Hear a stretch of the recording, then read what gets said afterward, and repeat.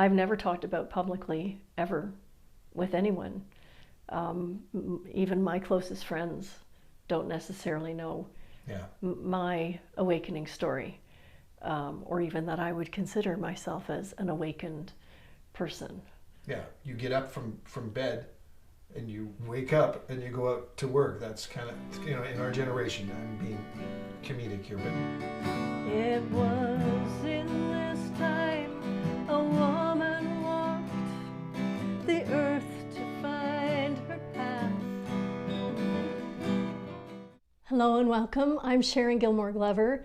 I am thrilled to be your guide here on the Sharon Hour.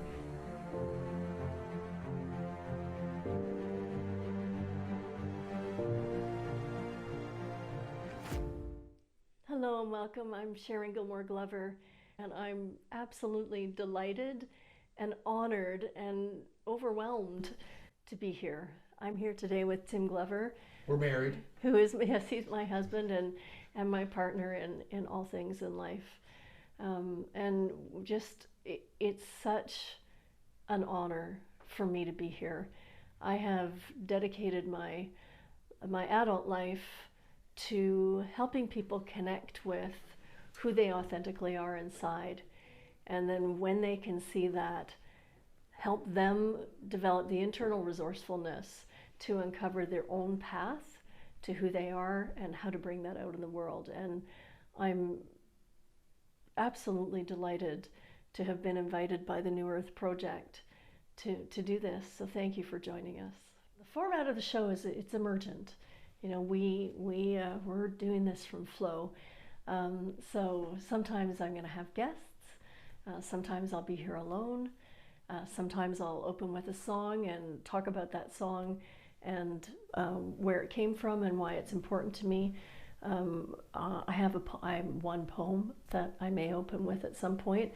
And I wanted to start today with Tim because he has been my partner on most of my hero's journey and shares those stories with me. And the whole reason that we have a business and decided to work in business was to help turn the light on in business. The core of business is people, and the core of people is light, and our business is called Light Core.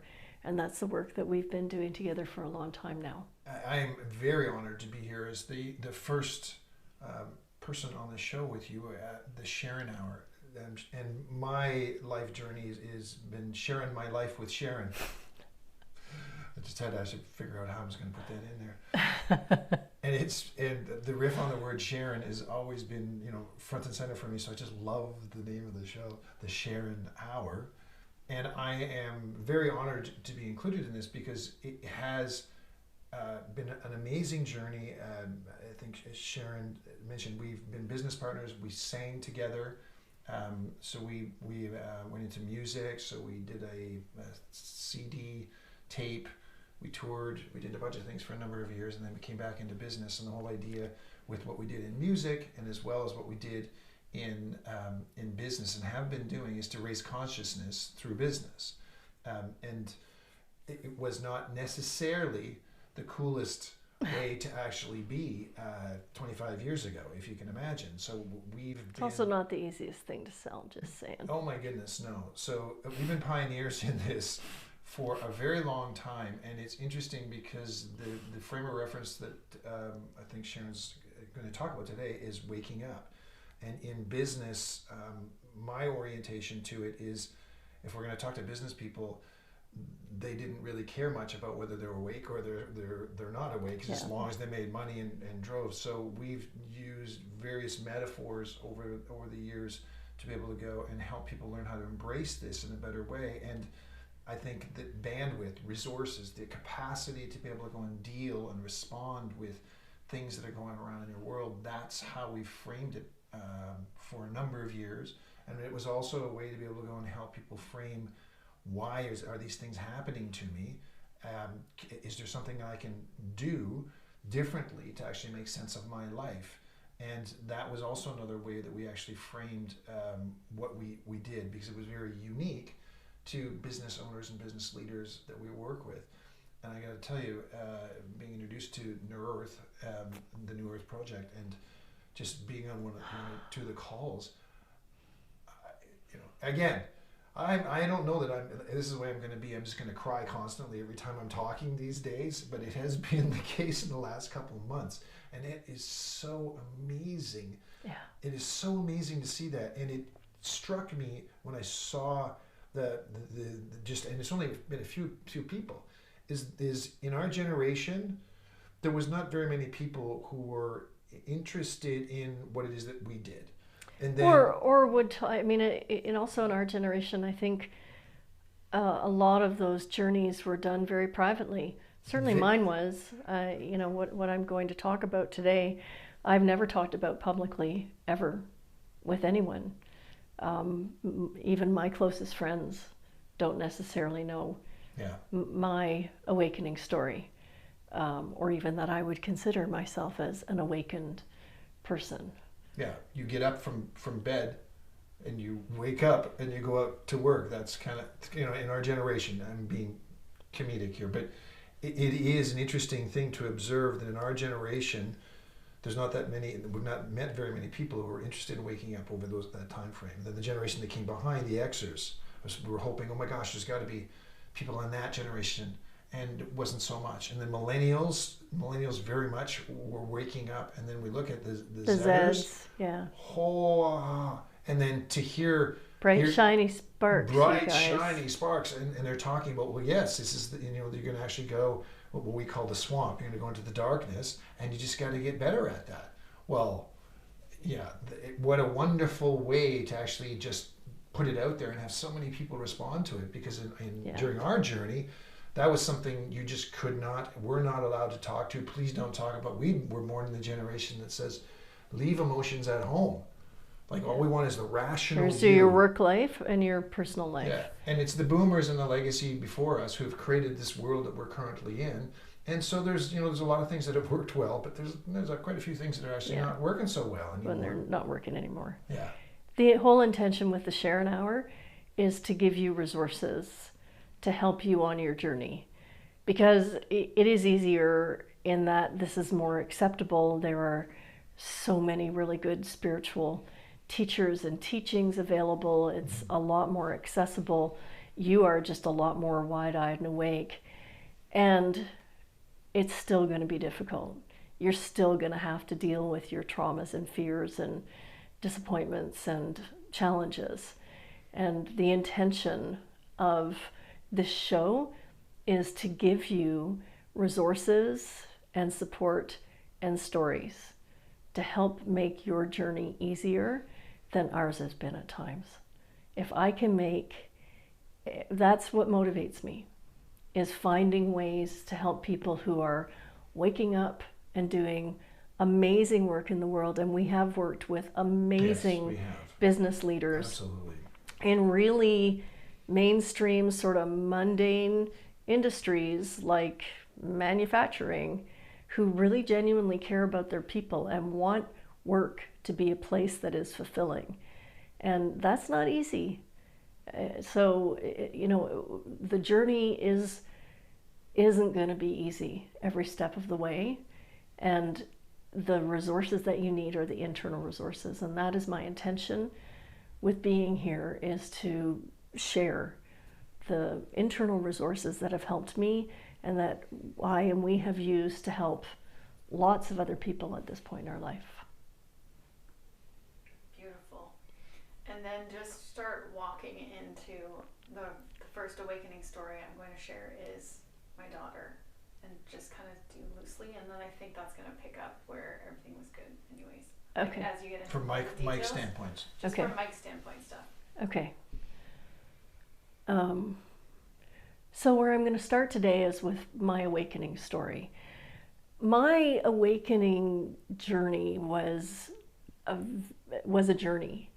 It was, and it's still going on. I still have moments where I have deeper awakenings. But I'm going to talk today about the first awakening that sort of blew my inner doors off, blew me apart, and really made me realize that there was something very different going on, because although my awakening journey actually started when I was 19 years old, I didn't know that. I'd never heard of awakening. I had zero spiritual awareness.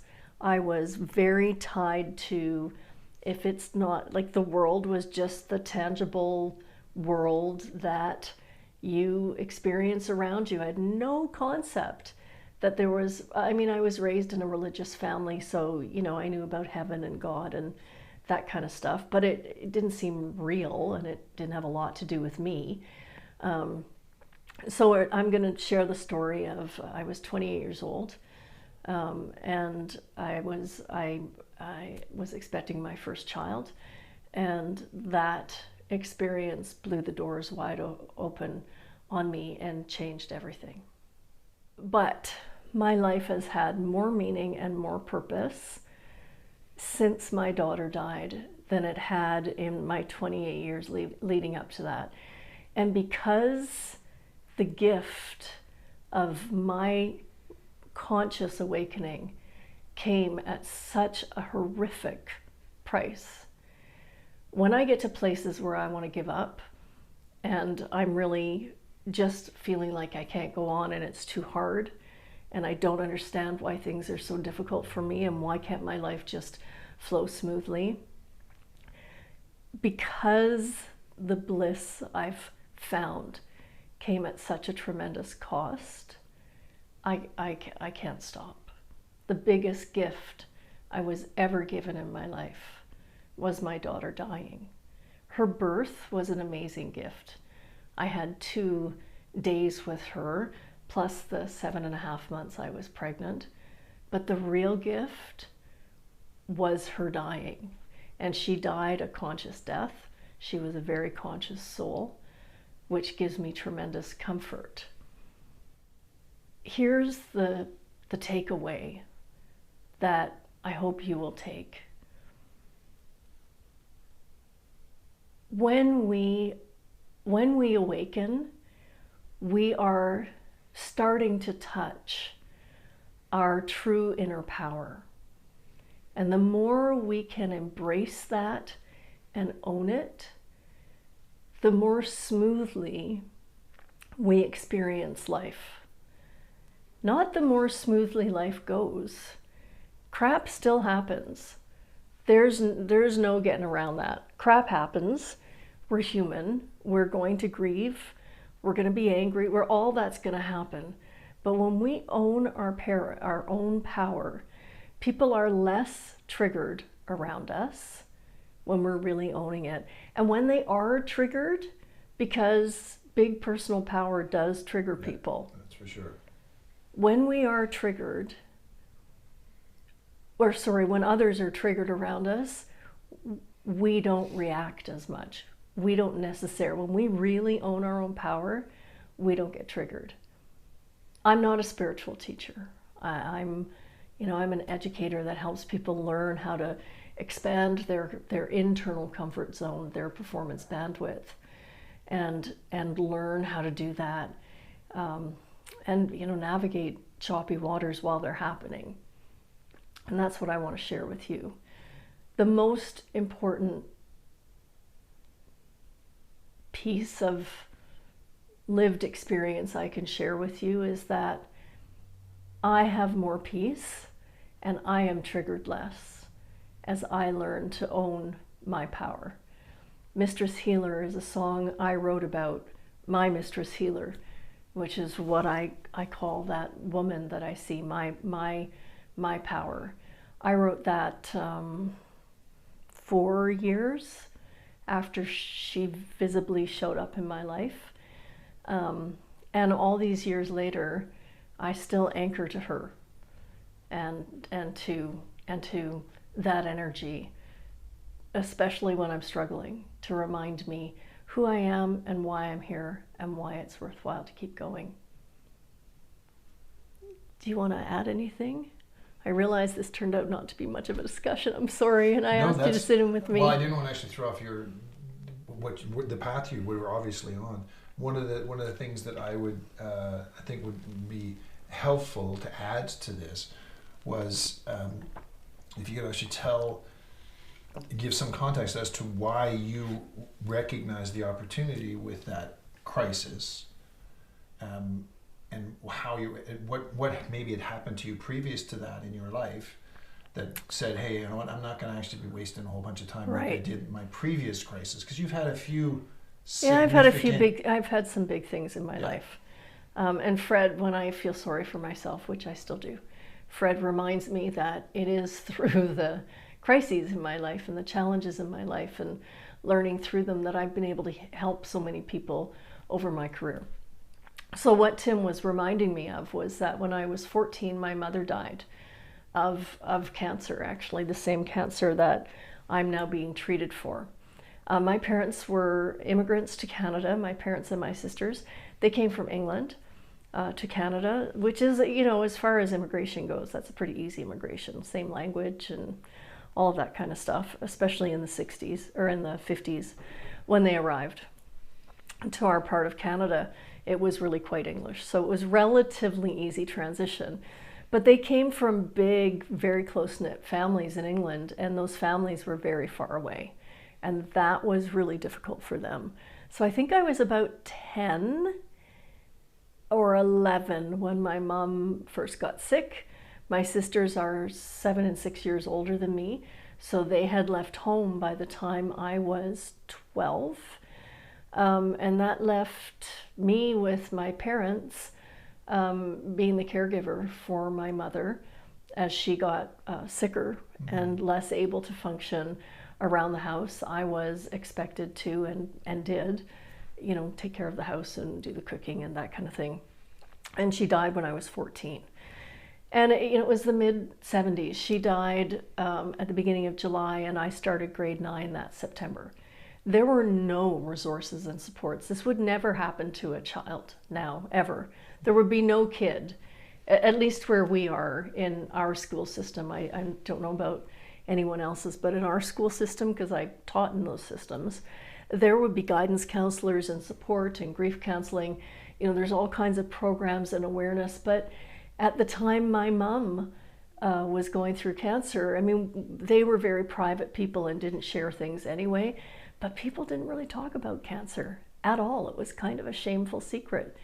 And you didn't sort of put it out there, and you didn't ask for help, and you didn't talk about your journey. So not a lot of people knew, and they were very isolated. And, you know, so I didn't really cope with it well. I did cope with it well in that it was just, you know, you just keep calm and carry on. And as my dad did, and he went back to work, and like everything was just fine. I can't think of a man who was less prepared to raise a teenage daughter than my father. That wasn't his job. He was born in the 20s. His job was to, you know, be the traditional man. And he did his best. It must have been horrifying for him. He and my mother knew each other literally their whole lives. I can't imagine the loss that he went through. So I really didn't start even coming to terms with her death until I was 21. So that was 7 years to even accept and say out loud to someone. Like if I wasn't forced to address anything about my mother, I didn't. So I didn't even start coming to terms with it until I was 21. And I made quite a mess of my life. I mean, it could have been way, way worse. But you didn't end up in prison or anything. No, and I didn't end up with a substance abuse problem, and I didn't end up on the streets, and I didn't end up with a child as a teenager. I mean, it could have been really a lot worse, but it was still a big mess. And I was not in a good place. And it took me 10 years to really, my health wasn't good, nothing was working, none of the conventional ways worked, I was never happy, which, you know, at sort of I guess I started at 19, but I didn't really start coming to terms with my mother's death and the aftermath and really learning to not be a victim about it. And even though I was a child, I was a teenager, not a little child, but still learned to take responsibility for how I contributed to where my life was. So when I was told that there was no hope, and I remember asking the doctor, so what is the prognosis with regards to my daughter? And he said, there isn't one. She's going to die. She cannot possibly live. She had 4 kidneys and holes in her heart and a malformed brain and a cleft palate that was so deep she could never eat. She could never feed. So she was not going to survive. She was going to live a few days or maybe a few weeks, but she was not going to survive. And one of the first things that came into my being was, I'm not paying for this with 10 years of my life.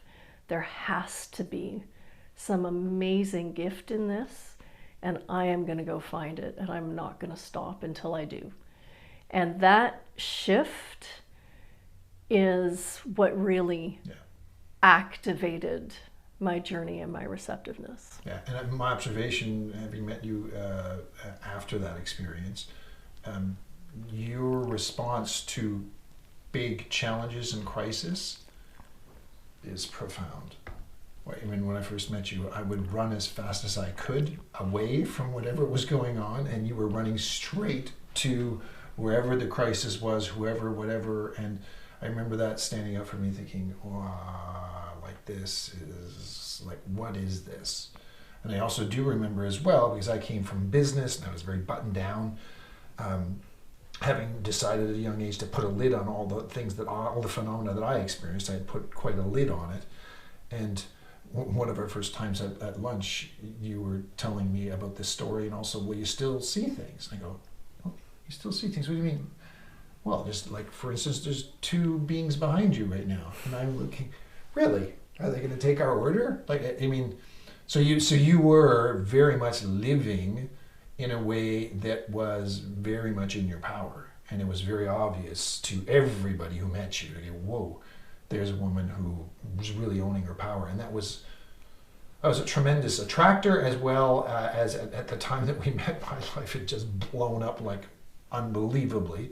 And it is, I think it's really important, because the one thing that stuck with me always was that you weren't going to waste another 10 years. Right.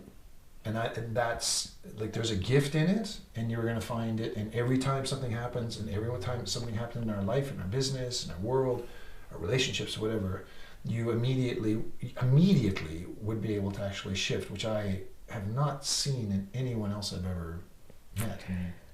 Well, thank you. It wasn't quite immediately, and this does bring me back to the takeaway that I'm hopeful you're getting from this story, and that is, we're all pure love, and we at Flow Network are so excited and honored to be partnering with the New Earth Project to bring this series to life, because when we listen to the work that the New Earth Project is putting out, we're so aligned. And these are people who are so much younger than I was when I started having any kind of awakening, so articulate and so clear. Everything is love, and love is the most powerful energy in the universe, and that power is real. And when people are living in the absence of love, being in the presence of a lot of love can be terrifying and destabilizing. So somewhere on that scale of, oh, I don't know that I really like this and trust it, to all out, I have to kill this because it's dangerous. That happens less. We react less and respond better when we really own our power. And when I look at the times in my life that have been the most challenging, it's because I've forgotten who I am. I've forgotten who I am in here. What lives in here? And what lives in here is the whole universe and all the love there is that is constantly expanding. And when I can hang on to that, nothing else really matters. Yeah. Well stated. I'm all tearing up like crazy through this whole thing. I realize, beautiful. Thank you. Will you play us out Okay, an instrumental? sure. Thank you so much for joining us on the Sharon Hour. We'd love to hear from you. I'm here to be of service. It is the only reason I'm here. And, you know, I've been being treated for ovarian cancer for going on 4 years. The odds of me doing that are low. So I'm here for a reason, and that reason is to be of service. So please be in touch. If there's something you want to hear about, if there's something that you'd like help with, if I or we can help you, we'll deliver that. Thank you so much, and thank you for shining brightly in the world. Please keep doing it. We need all the light we can get right now.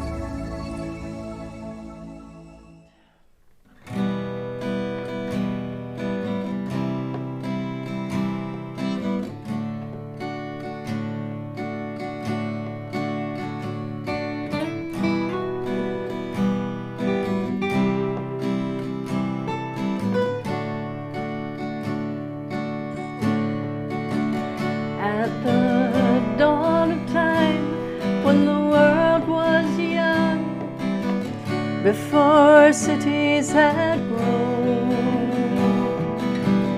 humankind were all at peace, and earth was truly their home.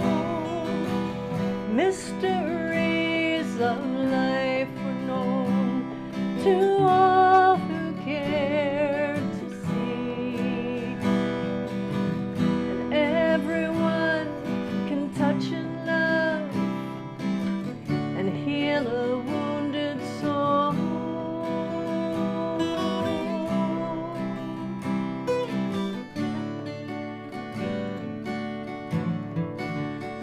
It was in this time a woman walked the earth to find her path.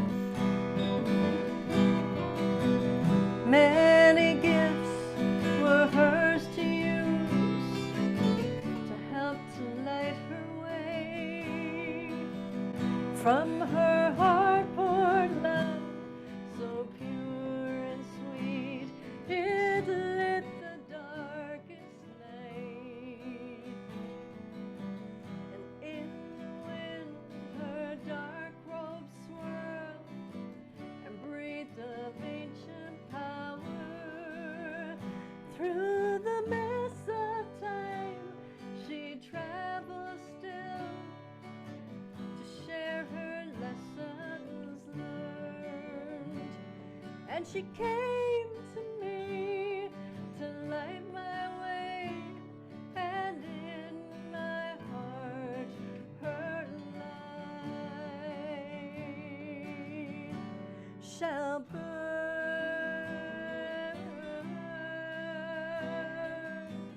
Oh,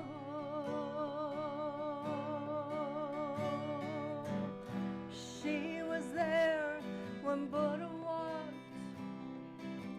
the earth to find his way. She was there at Calvary with Jesus on that day.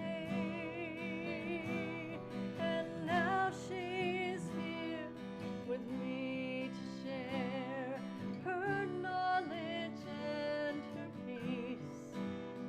May my heart be pure and my mind be clear, my hands touch only in love.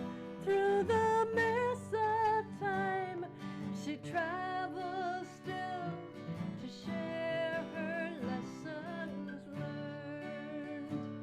And she came to me to light my way, and in my life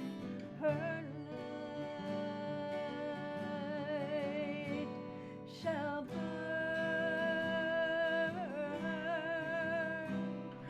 Oh, through the mist of time, she travels still to share her lessons learned. And she came to me to light my way, and in my soul her love shall burn.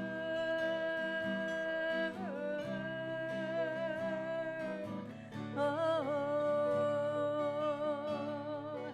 I shall burn. Oh, I shall burn. I